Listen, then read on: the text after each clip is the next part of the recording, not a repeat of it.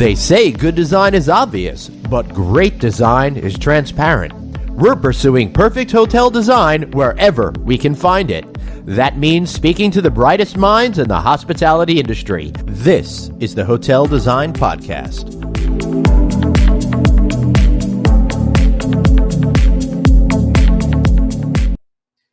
Hey everybody, welcome to the Hotel Design Podcast. Now, before we jump in with today's incredibly amazing guest, I want to talk to you about our sponsor, Porcelanosa, and their link floor LVT, ERT, SPC. Whew, so many acronyms. And here to help me is my good friend, Anthony Melchiori. Anthony, tell us about why vinyl floors are taking over with guest room flooring. Well, Glenn, you know me, right? Yes. Well, there's a number of factors influencing these decisions. The key points for me are, you would know as better than anybody, cleanliness, ease of maintenance, and good air quality. If it doesn't absorb stains and odors, it's going to gain dissatisfaction points for the hotelier, and we all know that. We've all been there. We've all walked into those musty rooms. Yeah, we certainly have. All right, Anthony, devil's advocate time. What is the downside of LVT? Well, in the middle of the night, Glenn, you ever got woken up by somebody doing something you don't want to hear? Maybe a little bit. Noise is one of the top complaints from guest reviews. It's unwanted noise from neighboring rooms. We all know that. In the past, rooms had wall-to-wall carpet, and most of us never recognized the role that wall-to-wall carpet played. Did you ever realize that really wall-to-wall carpet really helped keep the sound down, right? It's like one of those things that you think about, but don't actually think about, right? But listen, to better understand how Porcelain engineered their link floor to have best-in-class acoustical performance, Anthony, I took some time out and I went over to York, Pennsylvania, and I visited a really cool testing lab at Intertech. I went to see Porcelanosa's factories in Spain, all 7 of them. And I got to tell you something. I've seen a lot of factories in my life. The technology, the sustainability, the cleanliness of these factories are second to none. I actually use words that I won't use here, but I was so overwhelmed that just words came out of my mouth. That was really shocking. I've never seen a factory so technologically advanced. And I'm not just saying that, it's true.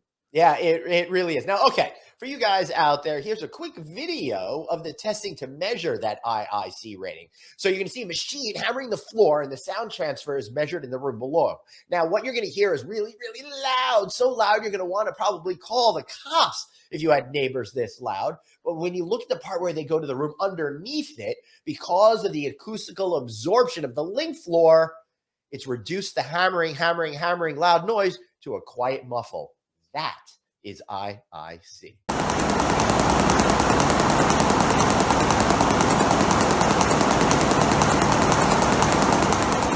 That's great, Glenn. But how do you measure it? Like, how do I know? All right, so different construction types affect sound, right? Wood frame and masonry, of course, behave differently because of their mass. But the first principle of exceeding the building code, which requires IIC 50, that's what Porcelanosa focuses on. Okay. But we're seeing the need for better results, right? For even higher standards. If I can hear the neighbors, it doesn't work. Yeah, it's a really good point. And although we're only talking about 5 points, which is a 10% difference here, the way human hearing works is that this is actually around a 50% reduction in what we can actually hear. So every point above 55 makes a massive difference there, Anthony. So higher numbers, lower noise. Yeah. That's it. You nailed it. So Porcelanosa has done the research. So go to porcelanosa.com, click on the link floor tab, and see the most beautifully designed floors that there are. If you have any questions on acoustical isolation for your next project, please drop them a line over there and reach out to me, info@Hotel Design Podcast. That's info@hoteldesignpodcast.com. Thanks so much for being here. Now on with the show. All right, everybody, let's welcome Staci Patton, Principal, DLR Group. Staci Patton, so great to see you. Hey, good morning. Yeah, nice and early. I know. You got to get this thing going. We do. And just so you guys know, a little context, a little reference for you. We are at the NEWH Leadership Conference here in Seattle recording this, but this event's going to be over by the time you see it, way in the past. But so what do you think of this event? Did you have a great time, even though it's just starting, but it's been over for a long time? No, I mean, it's great. It's just so nice to see people you haven't seen maybe in 2 years since the last conference, and also just, to get blood flowing on Right. conversation and just lots of hugs. So I think it's been great. It is great. This is definitely like an NEWH family or Yeah, it reunion, totally which is is. terrific. And Yeah. it's also just what I love about this organization. It's so designed focused. Staci, I spent so much of my life focused on the financial side, and I love getting a chance to be on this design side. So that's what we're going to be talking about today here on the Hotel Design podcast, all that kind of fun stuff. So, Staci, you work with DLR Group, where, of course, you are a principal. And I think you run Minneapolis and another city Yeah, as well, Chicago. Yeah, Right. Windy City. Yeah, that's pretty cool. So, tell us a little bit about, what types of projects you work on before we start to really get into the nitty gritty of some of this kind of good stuff. Yeah, I appreciate it. So we are a multidisciplinary design Mhm. firm as a large international firm, but Yep. I'm excited to lead our hospitality Right. studio. We have about 60 people within our Wow. locations in Minneapolis, Chicago, and Kansas City. Wow. And so it's a really nice boutique group within Mhm. our larger organization. And what's so great about that is, I mean, we really focus on hospitality day after day after day. We've got experts on our team that have over 30 years experience. I have myself over 15 years experience. So Wow. we're really bringing true hospitality experience to our clients. But the projects that we're working on are really kind of all over the map. We're excited to be working a lot more in lifestyle and luxury. Boutique work is really my favorite. But we do a lot of work in sort of design forward select service brands. So think about AC Hotels and Marriott. And we're going to talk about them, I believe. Yeah, that's for sure. But yeah, before we start getting into some of that, what really is curious to me is the different disciplines you have to do in order to be able to create something out of whole cloth, right? As that cliche goes, versus having a brand which you might feel constricted and constrained within some of the fabric of what that brand is, to keep it with the same kind of analogy. Yeah, sure. Yeah. Absolutely. Yeah, I think in any of the boutique and lifestyle work, it's really about telling a story. Right. And a lot of times we're developing that story from perhaps a new build project where there's not a historic fabric or sort of thing to reveal from the past. Right. But yeah, I think it's all fun. Even when we do some of the more again focused brand work, there's still a lot we can do to tell the story about the locale as well. Yeah, particularly because a lot of the brands, I think, are loosening the constraints enough to give you creative feeling to create that sense of place. Because back early in my career, I'd wake up, I wouldn't know what city I was in. Yeah, and I think there's some power and benefit in what I'll call the prototype guest rooms, if you will. Right. That for an owner it's just easy, it's clean, it's sort of a guest will understand the product that they're getting, and then you get to have a little more fun in the public space and play around a little bit. Yeah. So how did you get started and then wind up being in charge of the whole division, in charge of 60 people? That's pretty amazing. Well, I do have a couple other colleagues that lead this rat pack that we have, but yeah, I'm actually just a product of the recession 2008 2009 through 2011, and unfortunately our firm was impacted like many others with reductions, and so what was left was kind of me on the interior design side, and I just have always had a passion for hospitality, so it was a pretty easy move to just raise my hand and say, hey, let's get back into focusing on a business plan for hospitality. So young professional growing up, kind of learning as I went, and growing our team as we went, and also learning how to manage. Did you ever dream as a kid, I want to do hospitality design? Yeah. Really? For real? No, I mean, I obviously was a very artsy kind of kid. Right, I was just the fartsy one.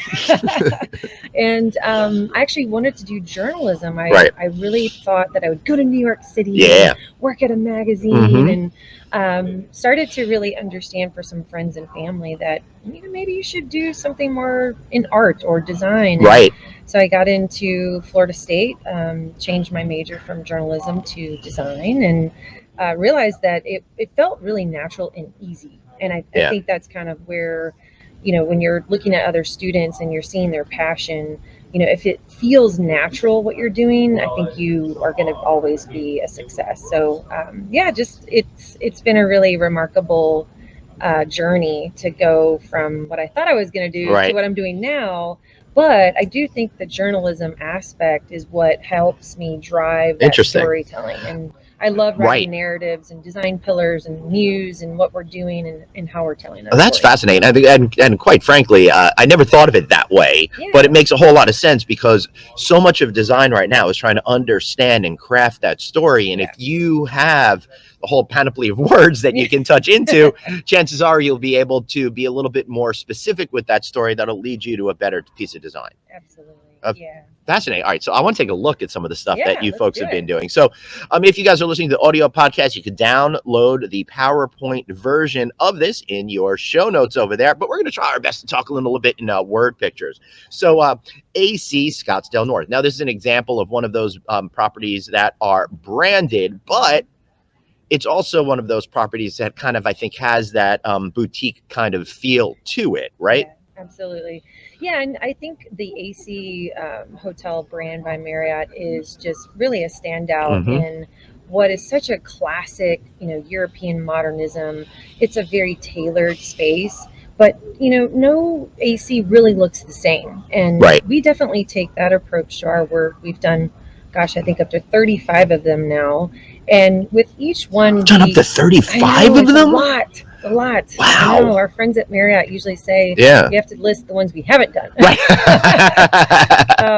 But, with each of these, we try to build a story around the locale or something that really drives a lot of decisions because, as you can see from the very masculine tailored environment, it's a really quiet sort of approach to design. So we try to give it a little bit more oomph.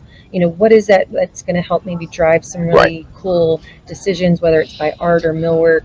Here again, we just really looked upon the Phoenix area, the landscape. We were really in love with this idea of cacti and what happens in the evening and the day as sort of the light changes and sort of the vertical lines of the cacti. And so you'll see that here, a lot of verticality, a lot of lines that sort of permeate through the space.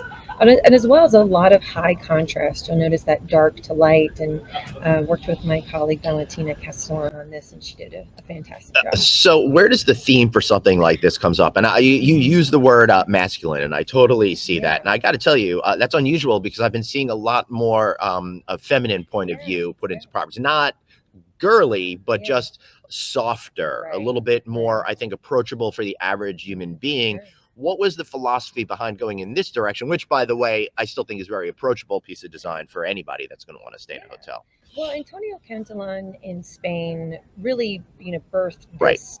And let me just throw this out real quick, just for people who don't know.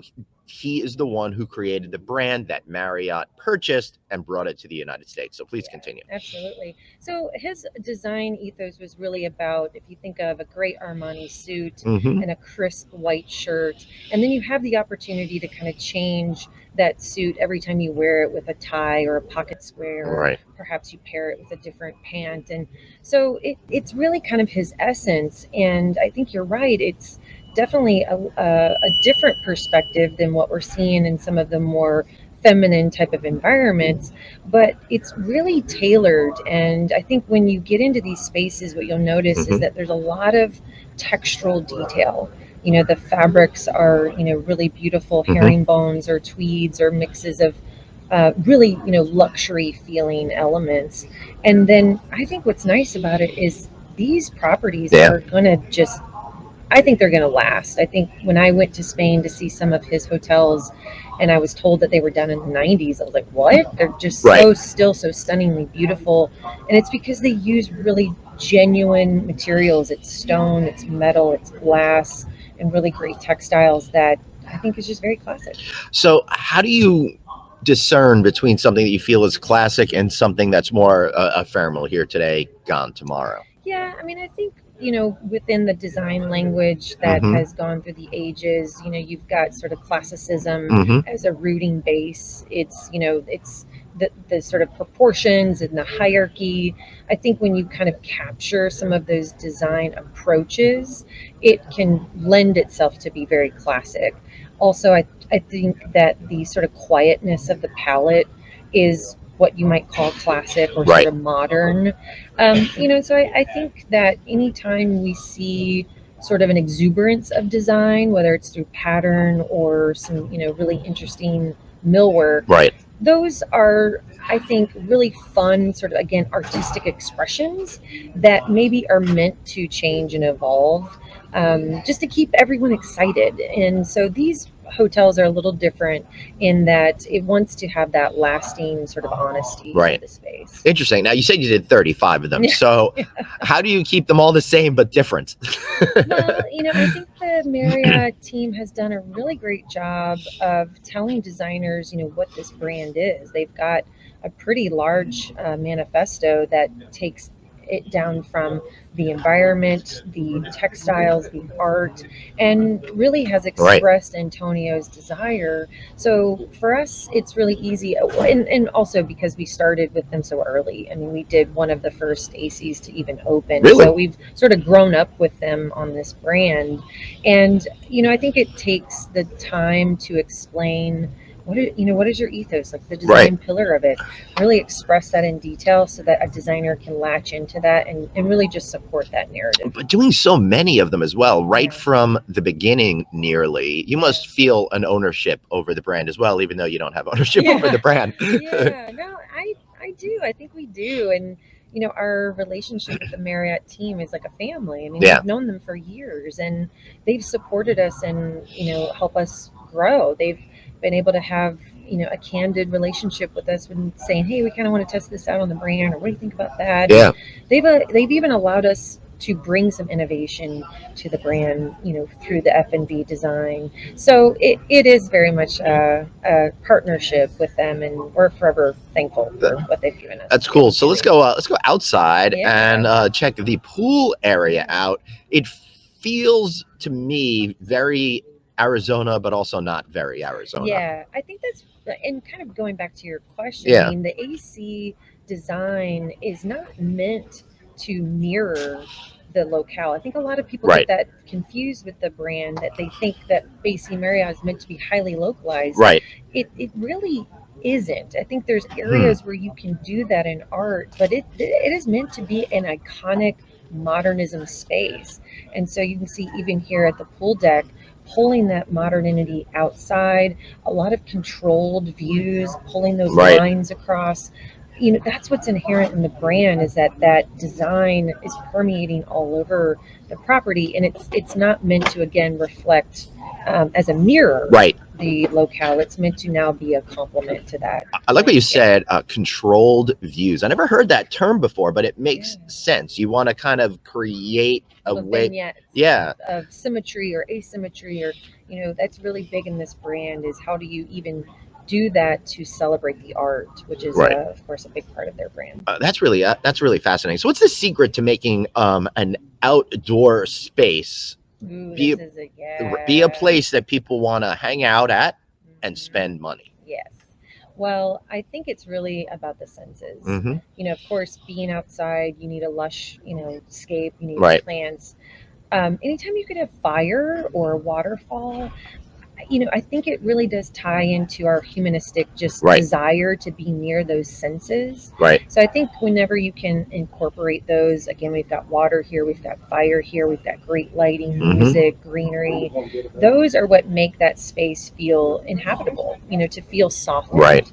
And then, of course, I think you've got to back up any of these outdoor spaces with great service, especially with going through the last 2 years and this influence on wanting to be outside more, especially in a communal setting. It's really important to make sure you're bringing some service to these outdoor areas, because to your point, that will allow guests to feel that they can stay longer, spend more, enjoy their cocktails, maybe their tapas.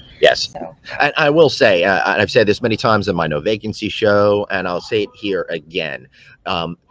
COVID accelerated the trends. People were already wanting to spend a lot more time outside. And then there's the whole notion of biophilic design, bringing that outside inside. So it's no surprise now that people are really wanting to have these types of experiences. And that is absolutely beautiful. So let's move on to the next project real quick, the Catbird Hotel. Where is this one located? Oh my God, I'm so excited about this for Sage Hospitality. So Catbird I love Sage Hospitality. So this is their sort of idea that they had to birth a apartment style hotel that would cater to that boutique lifestyle, Mm-hmm. but offer an extended amenity. And this is in the Rhino district in Denver. So a super hip, cool Mm-hmm. neighborhood. It's sort of a mix of, light industrial, artist lofts. Right. It's kind of on the fringe there of Denver. So it's just been over the years Mm-hmm. an amazing explosion of interest for creatives, and people just kind of want to be in a new scene. So when we were approached to work with them on this, we were partnered with OMFG Co. for branding. Mm-hmm. They really said, like, hey, we're kind of creating this brand. This Right. doesn't exist in the market. A very lifestyle driven extended stay product it's not around. So we were really excited to partner with them, as we kind of talked earlier about what are the attributes, what are the adjectives. I mean, Right. how would you describe it? And we really blurred this sense of hotel with home.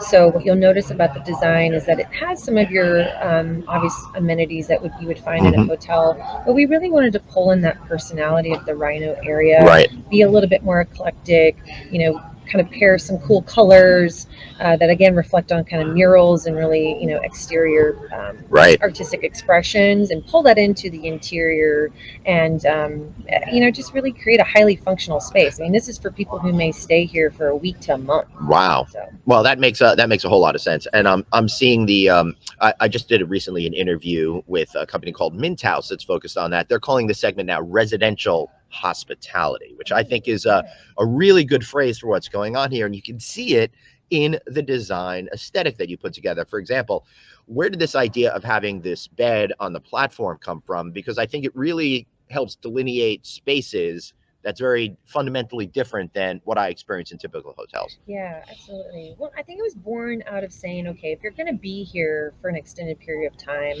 I mean, how many of us use the bed Right. for our closet, for our laptop, for our dining? So, there's Right. already kind of an influence there that says we use this space. And so we really thought, well, why don't we kind of lift it off the ground Mm-hmm. and allow that the loft piece has storage, it has a desk, it has other Interesting. cubbies. You can kind of see here Mm-hmm. how it pulls out, and really take that real estate in the room and give it additional purpose. So this was also kind of to be inspired by residential, Mm-hmm. a lofted or sort of mezzanine apartment, and really to embrace having multiple people in the room. Right.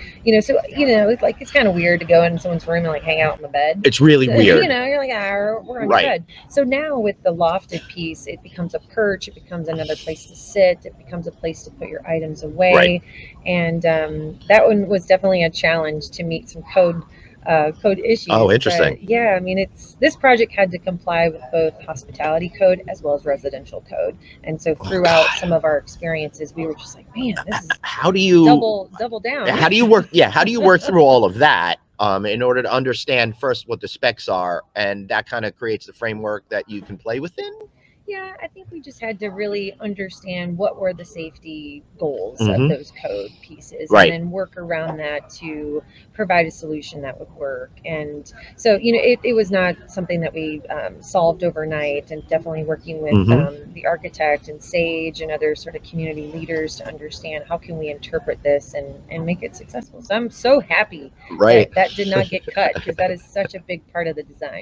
Yeah. Now, what are we looking at here? Yeah, Also so- part of like this residential feel. Yeah, so the Catbird has, sort of studio and Mhm. lofted room types. And so you'll see some of the other room types have quite a bit more space. So Right. some of what you're seeing here are some room types that have a little bit more of an expanded kitchenette, an expanded social living zone.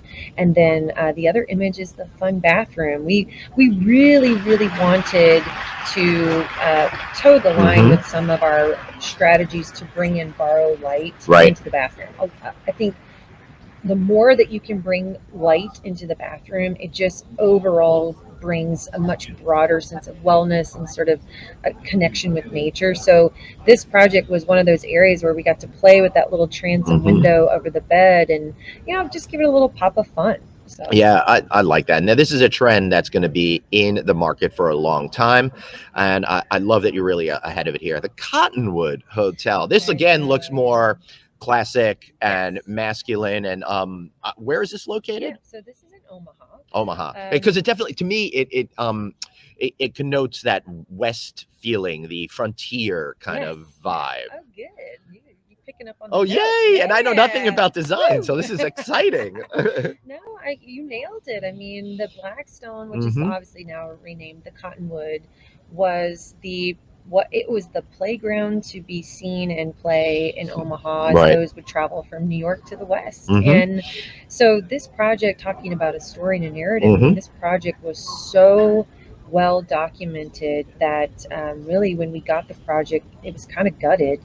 And so we really studied a lot of the images. There's, I think over 800 high resolution images at the Durham Museum that showed us what was the architecture, what was there. And what was there was sort of this frothy, dripping, thematic, almost playground like design. And so we really wanted to bring those bones back. But working with Kempton, we really wanted to reflect a modern sentiment. So we kind of pulled in more of the West, pulled in more of those contemporary, just, cues to ensure that it didn't feel like a complete mirror of what was. We wanted to honor it, but bring something a little new to this Blackstone district, which is very hip, very cool, very foodie driven. So this is definitely, you're hitting on some of those How do you avoid tropes when it comes to designs like this that focus on a particular period of time or vibe? Well, I think here it's, again, like, we had so many people, we did some focus groups with the community, and so many people have these just very visceral, great memories of their grandparents, bar mitzvahs, parties. And so we wanted to really ensure that those individuals, when they walked in here, would say, you know what, you guys did it justice, that you really, captured the essence but brought something new. And so I always say, when people look at this project, this isn't necessarily on trend, this isn't pushing the envelope in design, this is really embracing a true story that needs to be told again. And through that is, a lot of the millwork and a lot of the sort of, existing tile, mosaic and brick and things that really, talk about the legacy of the building. Yeah, for sure. And then we move up into the to the guest rooms. Very clean look to me. And it seems to me you have to almost go through an exercise of less is more. Yes. And I think that's the spirit of Kempton, is that, those moments that are brought into the design are meaningful, modern, and sort of reflect our modern day lifestyle. The guest rooms were intentional to be sort of a reprieve from the playground. We reflected on the lawns of the former Blackstone, and, they would just, have picnics and sort of sun themselves. And so we thought the guest room should feel a little bit like that, that it's after a long night of, having great cocktails, live music. Why don't we create a space that's like, just take a break. Yeah, it feels very soothing, very calming. I'm not going to use the word feng shui because that's not what you're going for, but it has that kind of calmness when you walk into it. It's but as a designer, when you're doing that less is more, do you have to go through a mental exercise in order to prevent yourself from putting in too much? Because like for me as a word user, I have to try to stay away from certain phrases and words and stuff like that because it'll be too much for people. Right? No, I think this is definitely a moment of restraint. Yeah, and a moment great word. to say you don't need more stuff. And especially because, again, when you look at the public spaces here, they're so exuberant, they're so bold, they're just full of detail. It is a hard thing to edit. Of course, that's like Chanel. When you put on your outfit, just think of one thing you could maybe take off. And so it does. I think it's sometimes harder to design with restraint because as designers, we're all artistic. And so we're kind of like, oh, that's cool. Let's do that. Yeah. But if you really stay honest and true to the design story and those pillars that you put forth, that will really help root you down so that you don't get distracted. Yeah, that's really essential. So the bathroom again looks very classic, especially with the black and white tiles, which is mirrored by that great bathtub that looks like it's black on the outside but white rim and white on the inside. Yeah, for sure. Yeah, this was again another moment of taking a look at those historic photos, because we do have photos that show what the bathrooms look like. And they were, pretty pared down. They had a sense of, kind of classic appeal. The mosaic work again was very indicative of that time, as well as the sort of chrome vanity. So here it was again paying homage to the history, but updating it. I think the black and the white really make it contemporary and fresh, Right. rather than it feeling again kind of old and stuffy. And That's funny because it really does. Because I remember going to, this is going to sound strange, my grandmother's apartment building in Brooklyn that had kind of that same kind of vibe, but it felt old. Yeah. This does not feel old. How does that happen that you could have something that has the same kind of thing going on, but doesn't feel the same way at all? Yeah. Well, it's, I think, about a balance of, a mix of some curvature mixed with some straight lines. You've got, again, that clarity of the palette. It's not trying to be, mauve or mint. Right. It's white and black, which are fresh. Guests love it because it looks clean. And again, with this project, all of these guest rooms have so many windows, and you can see that. So it was sort of like saying the natural light, let that come in and sort of paint the space, and just, create a very quiet, classic kind of backdrop. Excellent. And we're at the Surety Hotel now. Did I pronounce that right? Yeah, Surety yeah. Hotel. Where is this one located? So this is in Des Moines. I mean, really close to Omaha. Yeah. I think what's happening in the Midwest with these projects are just amazing. These communities are just craving to have their little Soho house or their my friends over at Chesapeake recently opened up the Peregrine Hotel, which is really awesome as well. I think that was done by Malcolm Berg, who's also on the Hotel Design Podcast. Be sure to check out that in our catalog of shows. So tell me a little bit about what we're looking at here. So this is another historic space, very similar to the Cottonwood in the sense that it had a legacy and a story. Here, this space used to be a bank. Cool. And above were sort of offices for insurance agents, and that's again sort of the notions of some of those names, calling back to those early uses. But Aparium Hotel Group really creates hotels that are meant to be very comfortable, and they're not necessarily again trying to be the flashy new trend. Right. It wants to be something that again it feels like a local living room. Yeah, it really does. And then we'll pop up to the guest rooms themselves. Again, I think it has that same kind of vibe as what you were kind of doing in the Cottonwood bedrooms, but also feels different. Yes. So here, because we knew that these spaces used to be offices for bankers and insurance agents, we wanted to portray a really clean approach. This is, as we just talked about, editing and restraint. Right. These rooms are actually very edited and very much about paying, again, homage to some of these historic elements, as the mosaic tile that is just all over this building, marble panels. And we really took a lot of inspiration from, if you think about in the Midwest, maybe your grandma has a beautiful armoire or sort of a legacy piece that gets passed down. We thought that would be really beautiful to express some of that. So we created this really sort of like an armoire in the room that starts to become that portal into the bathroom, and that's what you're seeing here. And we also positioned the bathrooms to, again, as we just talked about, bring in that natural light. One of the biggest architectural achievements of this project was to restore back all of the beautiful large size windows. When the building sort of changed use in I think it was in the late 70s, 80s, they actually infilled the windows to be smaller. What? Like, what? Why would you do that? I don't know. It was really not. Well, this country went through a weird period where, I think we did. especially when it came to like food, everything had to be processed and all that. And I feel like that's the same kind of thing that happened just with design, right? I think you're right. Yeah, that's really fascinating to me. So these are great projects that you've been working on. How does it feel to be trusted with all of these cool things? And well, you definitely hit a great word, trust. Yeah. We have been working so hard for the last 8 years to build trust with our clients, and we can't talk about these projects without the clients, without the people that said, yeah, you guys are, very creative. You seem cool and obviously very experienced. We'll give you a shot. And Cool. so the clients who have the vision, though, to approach these very difficult projects that, they're not done in a year. I mean, the Cottonwood and the Surety were 3 to 4 year projects.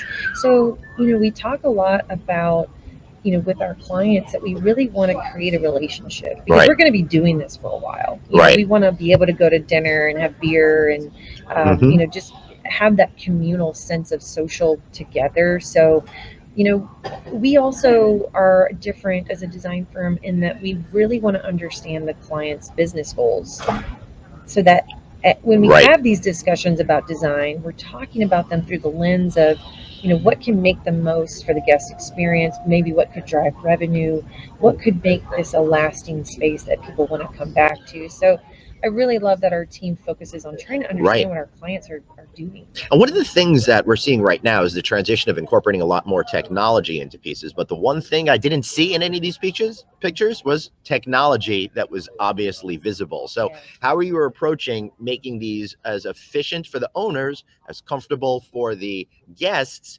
while adding that technological elements to it? Yeah, absolutely. So on some of these projects, we had the pleasure to do architecture, some with a little engineering. And so, anytime that we can bring, clean air, sustainability, thinking about power, where does it make sense for guests? Where are they going to look for it? Right. How do we make these, lobbies really flex from day to night?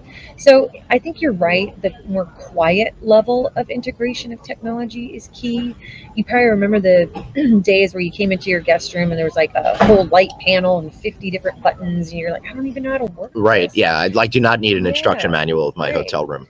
There's almost sort of a simplicity of technology Right. that is more helpful to the guests rather than trying to, get them to, spend 20 minutes just operating their room. Yeah, that's something I don't need in my life. When do you think floral bedspreads are coming back?